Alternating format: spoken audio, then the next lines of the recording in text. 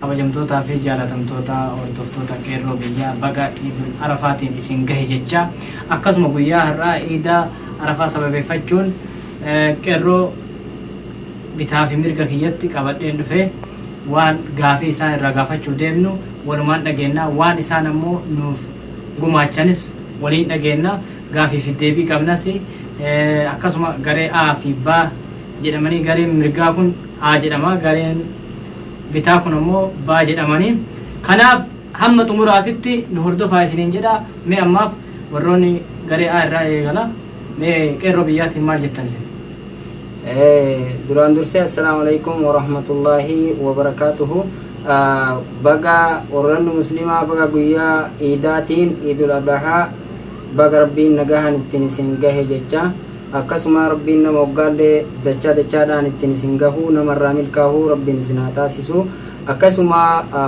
qeerroo YouTube qeerroo biyyaa baga haalli isin irra jirtan kuni waan gaariidha itti jajjabaadha haaluma kanaan itti fufuu qabdanii of dura malee of duubatti akka hin deebine itti jajjabaadha hedduu nuuf taatanii jirtanii har'as borus waan dandeenyuun isin cinaa jirraa isinis jajjabaadha nu jajjabeessaa fakkeenya hedduu isin irraa fudhataarraa akka of duuban deebine jajjabaadha isin tole galatooma gareedha mee gara garee baatti deebina warri garee biraa maal jettanii hordoftoota qeerroo biyyaati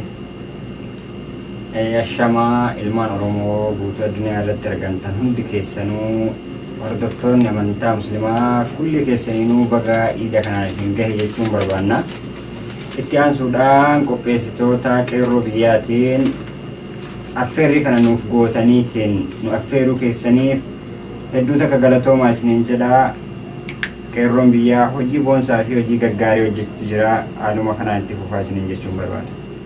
Tole amma gara gaafii fi deebii deebinaa hamma dhumaatitti nu hordofaa isiniin jedha garee bitaa A irraa eegalamoo B irraa eegala mee isin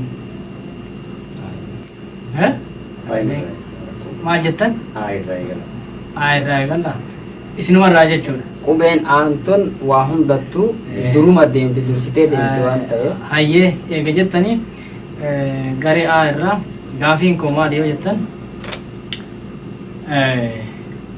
ufii namaa guyyaa tokkoffaati beeka gaafii tokkoffaati ufii namaa ufii ilmaan aadamii miti ufii namaa fi banii aadamii ufii banii aadamii miti dafa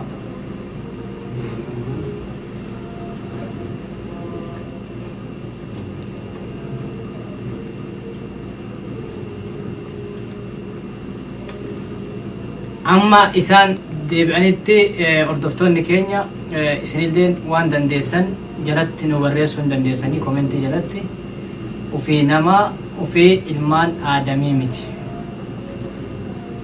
jechuudha malaayikaa sirrii miti itti deebi'aa sakantiin hin dafee jira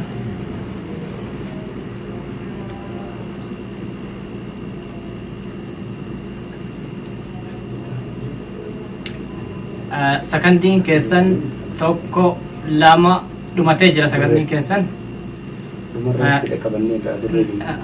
deebine gara garee baa deebi'ee jira gareen baan gaafii kana deebisuu hin dandeessan jedhee amana mee shaytaan sirrii miti wal mari'attanii irra gaafiin ufii nama ufii ilma nabi aadamii miti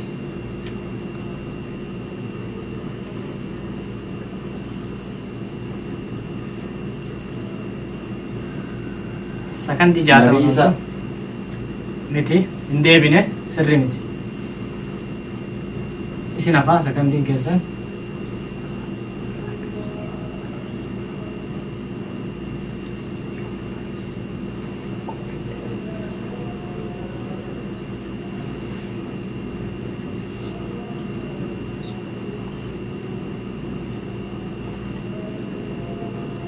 Nabii Isaadha.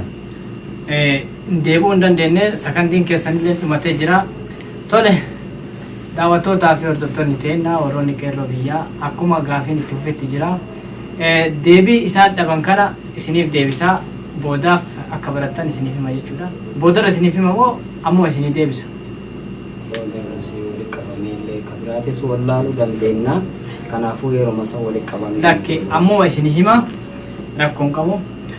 Gaafiin ufii namaa ufii ilmaan aadamii miti jedhu nabi aadami. Nama ilmaan isaatii miti inni galu. Inni gale nama inni ilmaan aadamii miti galu. Ilmaan isaatii miti galu. Inni abbaadha. Inni abbaadha. Inni nama ta'uu beekna. Ilmaan isaatii miti galu inni.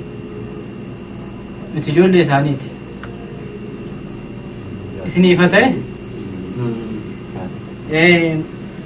Gaafiin itti aanu gaafii lammaffaati. Warra garee baa irraa eegala. Ufii balbala ufii gadi bahuu hin danda'u. Gara alaatti. Sakandii 60 qabdu dafaa Ufii balbalaa ofii maali? gadi bahuu hin danda'u. Ufii balbalaa ofii gadi bahuu hin danda'u. Ufii balbalaa ofii gadi bahuu hin danda'u. Balbaltis banaadha gadi bahuu hin danda'u. Balbaluma banan jira.